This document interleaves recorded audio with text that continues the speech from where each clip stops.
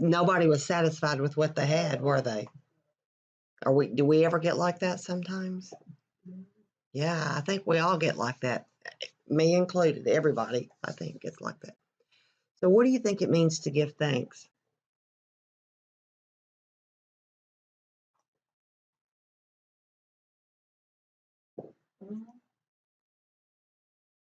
It means to acknowledge where what you have comes from.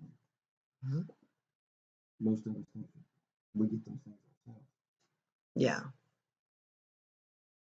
And it's more than just a verbal thing, it's something that comes from your heart too.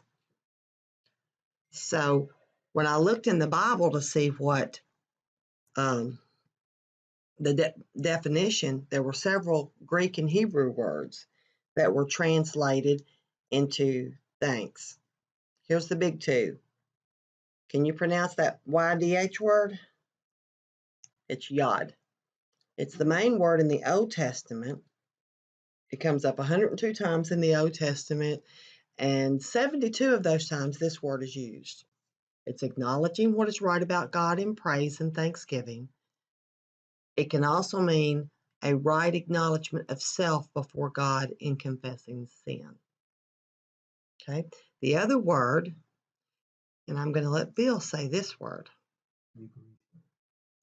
It comes up 71 times in the New Testament, and this is the word that it's mostly related to or use this word.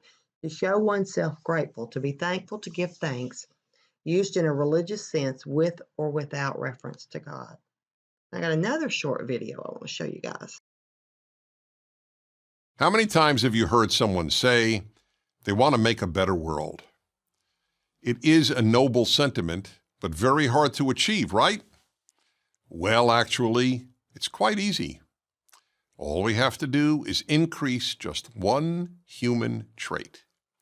This trait is so powerful that it alone can make people happier without working on their happiness and make them better. And by better, I mean more generous, more honest, more kind, more everything good, without a single lesson in morality. So then, what is this one almost magical thing? Drum roll, please. It's gratitude. You can't be a happy person if you aren't grateful, and you can't be a good person if you aren't grateful.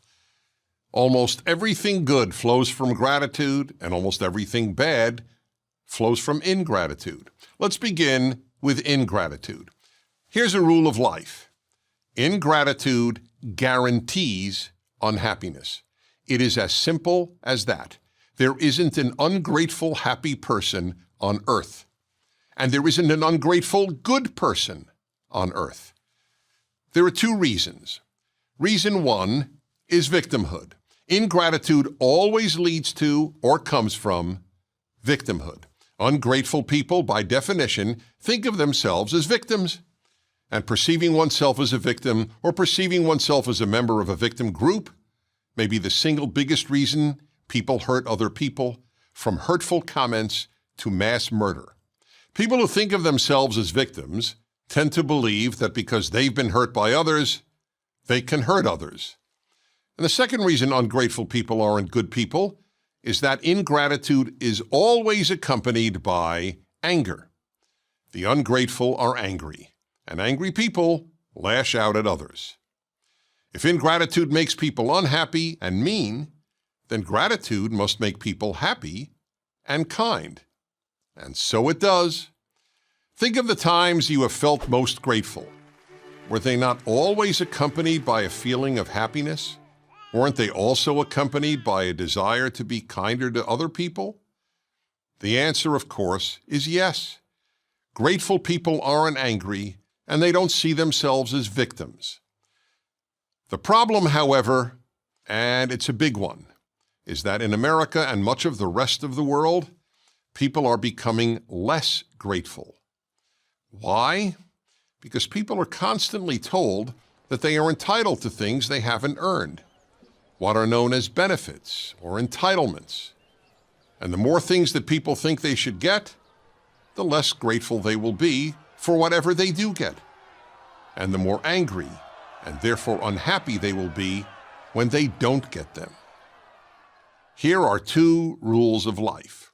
Rule number 1, the less you feel entitled to, the more gratitude you will feel for whatever you get, and the happier you will be.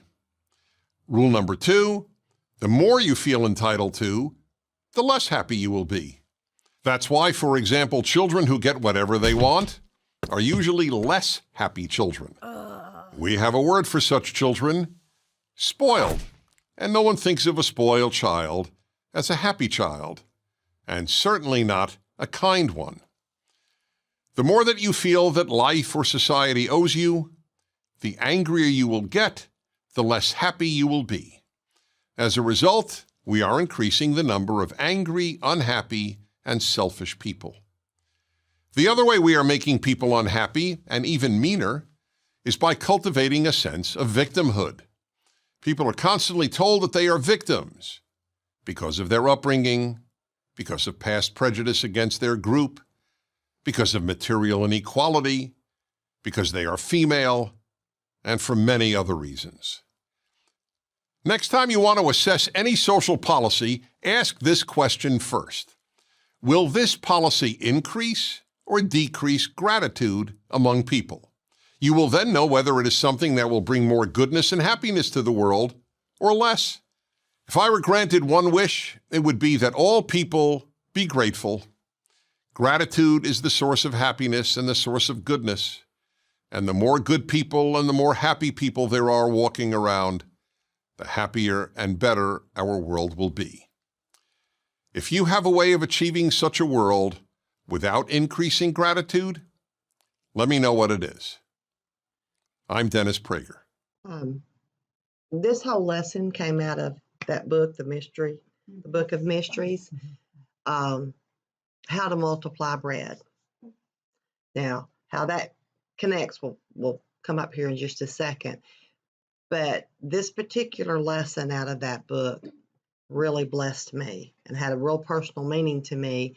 And so I wanted to share this with you.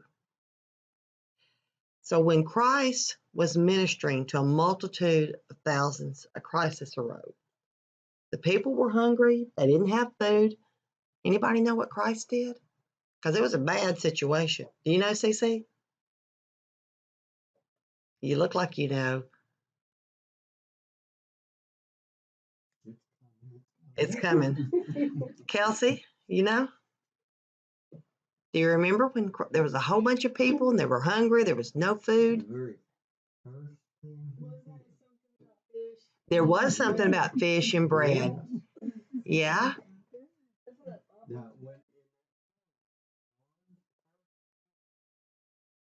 Yeah. Do you know? Okay, well, let's read the scriptures that go with it. Let's read the scriptures and see how Jesus handled it. Matthew 14:14 through 21. And when Jesus went out, he saw a great multitude, and he was moved with compassion for them, and healed their sick. When it was evening, his disciples came to him, saying, This is a deserted place, and the hour is already late. Send the multitudes away, that they may go into the villages and buy themselves food. But Jesus said to them, They do not need to go away. You give them something to eat. And they said to him, We have here only 5 loaves and 2 fish. I imagine the disciples thought he was crazy when about feeding this large group of people with just 5 loaves and 2 fish. But Jesus said, he said, Bring them here to me. Then he commanded the multitudes to sit down on the grass, and he took the 5 loaves and 2 fish, and looking up to heaven, he blessed and broke, and gave the loaves to the disciples, and the disciples gave to the multitudes. Look at what the first thing he did. He blessed.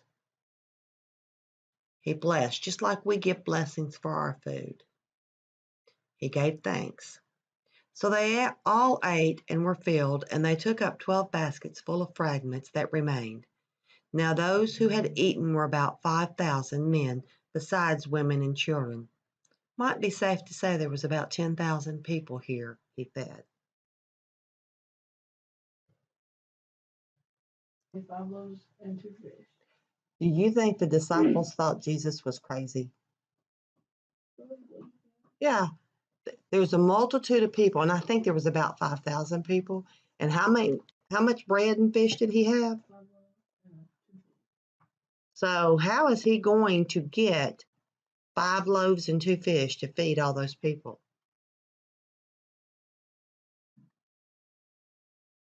We think it's magic because he was Jesus? No. Yeah, he went up to He heaven. blessed. He blessed. And in this context, he meant he gave thanks. Because when we eat, what do? We give, we do. We say the blessing, we give thanks. And usually it starts something like, thank you for the food we're about to eat. Besides the women and children. So 5,000 men, and then you add the women and the kids, you think maybe there's close to 10,000 people there? Mm-hmm. And they had what? Food left over? So you think everybody got full? Okay. So when we look at this, how did Christ perform the miracle?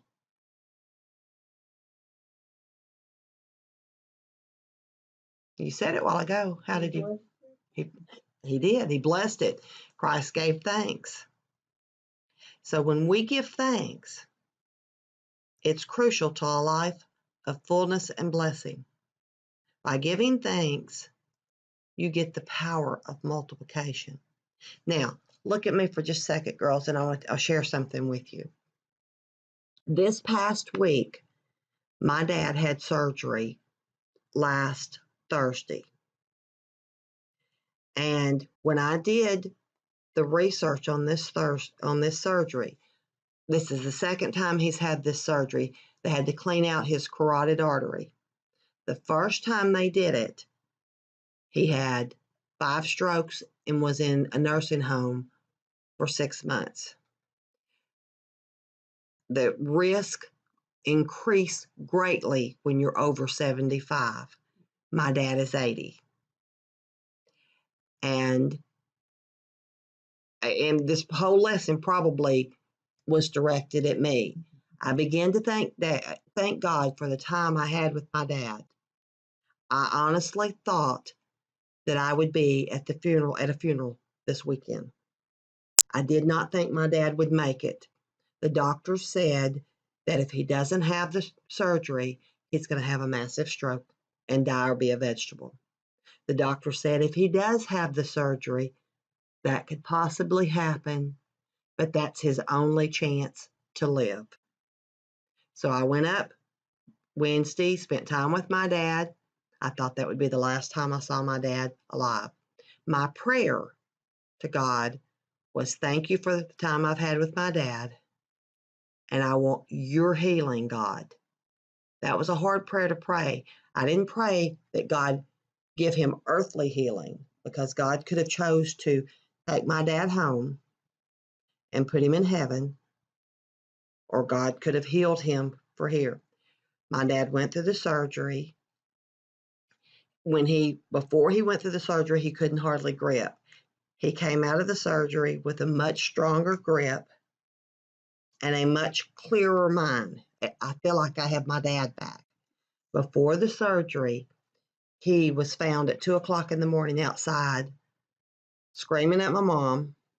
She went out, she caught him out there. He thought they were babysitting my 2-year-old granddaughter and that mom wasn't taking care of him. When my brother asked him why he was outside at 2 in the morning, he said, Kenny told me. He said, little Kenny, because I have a grandson named Kenny. He said, no, your brother Kenny. My brother Kenny died at birth. And when I found out, and you know this, that the carotid being blocked off, it was almost 100%. He wasn't getting enough oxygen to his brain. So it was causing a lot of confusion. He sounds like his old self now. He's giving orders. He's planning on doing he's going to ride a horse. He's planning on doing all kinds of stuff. But I gave thanks. And in the giving of thanks, I was definitely blessed. Now, it could have gone the other way. And if it had gone the other way, it still would have been a blessing because my dad would have been home with God. And there would have been no pain or anything. But like I said, this lesson definitely was for me. So by doing what Christ did, you don't look at how little you have or how impossible the situation is. And for me, that situation was pretty impossible. Okay? You don't panic or complain. And I don't understand why I was able to not just be walking around crying and everything, because I've known about this for a couple of weeks, 2 or 3 weeks. You don't get discouraged over not having enough.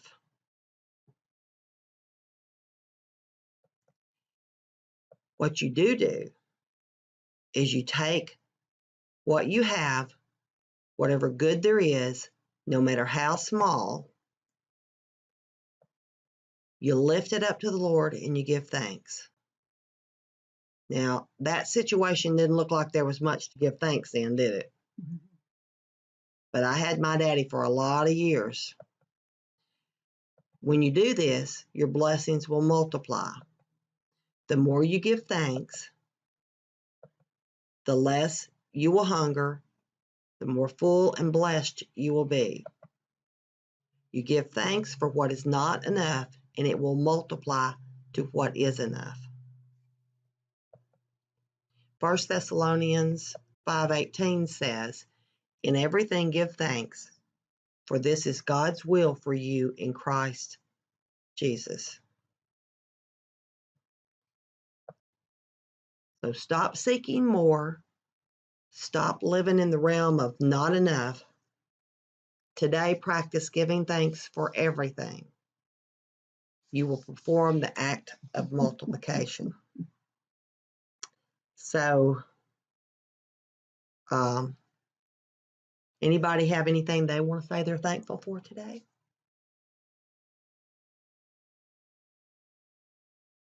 Why are you looking at me? I'm looking that direction, Kristen.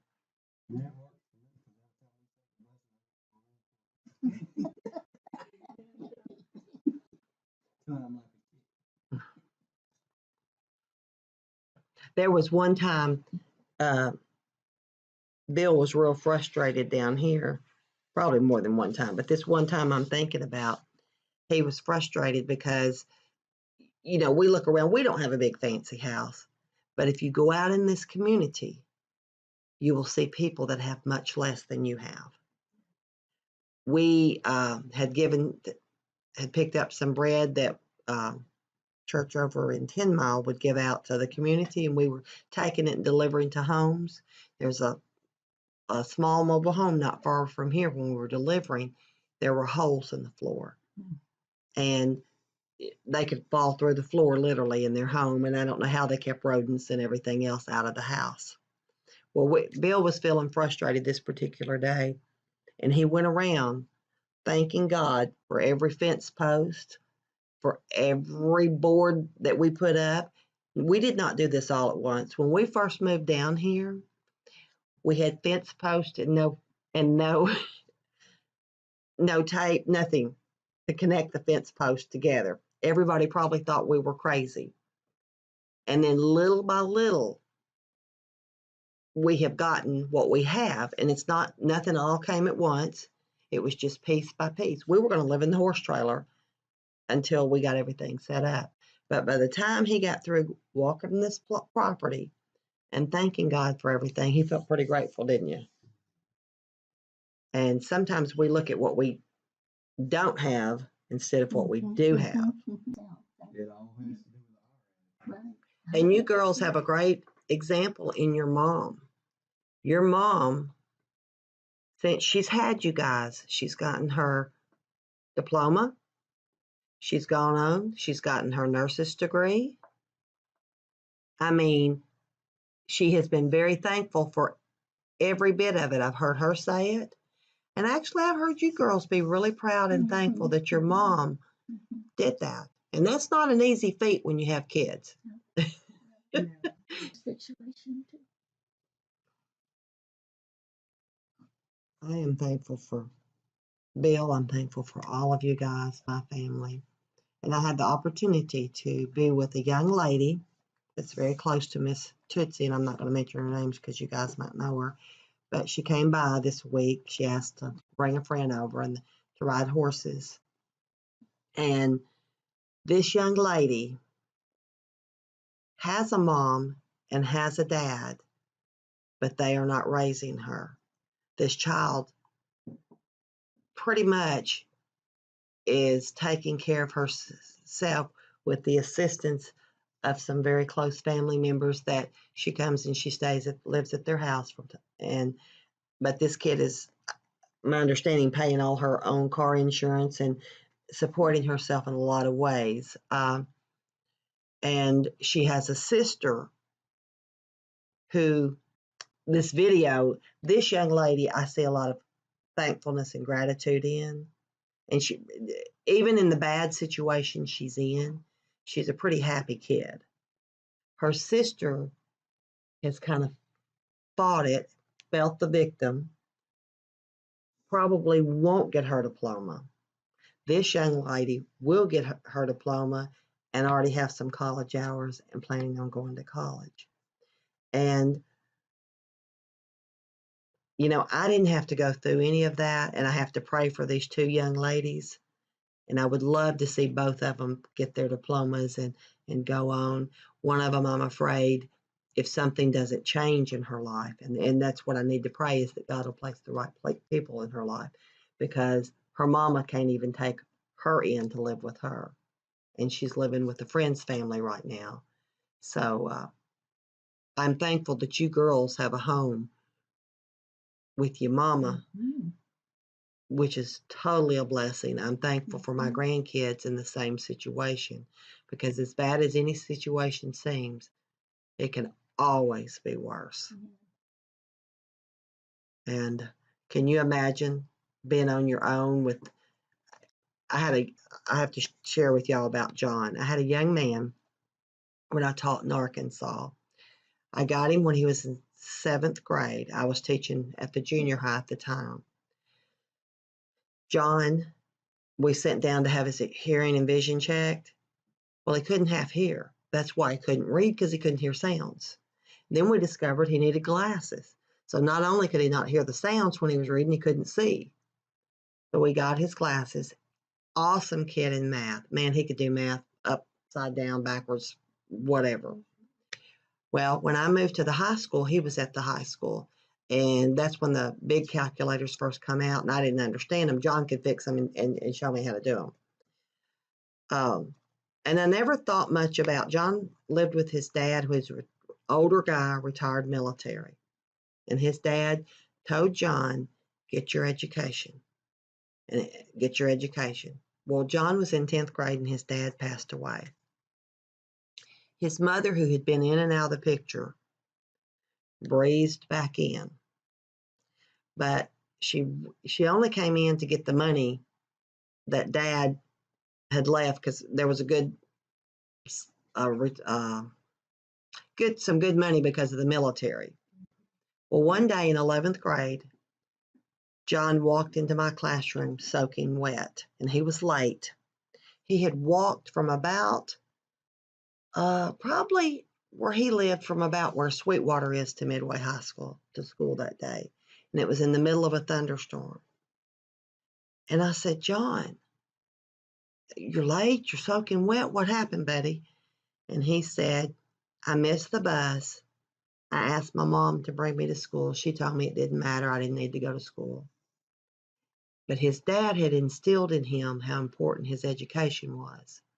So that kid walked to school. By the time he was a senior, he became an emancipated minor. Do you know what that means? Okay. He was responsible for himself. He no longer lived with mom. Well, probably about October, November of his senior year, John tried to kill himself. We discovered that John was selling blood monthly to be able to eat. John, there was just a whole lot of issues. There was nobody at home when John got home to say, hey, you have a good day, buddy? Nobody to say happy birthday. Nobody to see that he had clothes. Nobody to see that he was fed. And he was 16 or 17 at the time. So at that point, I was allowed to talk to him at the hospital. He had put me on the list, and I talked to John. The teachers got together, and somebody got him a bicycle so he could get around. My brother was probably a couple of years, my brother's about 12 years younger than me. Ryan was probably 2 or 3 years older than John. Ryan, mom would send me all of Brian's hand-me-down clothes.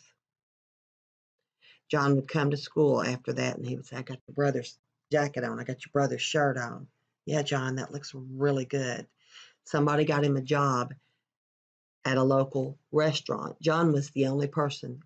It was kind of like living between Sweetwater and Midway, and they had a long-distance section between the two, back when long-distance phones were really a big deal.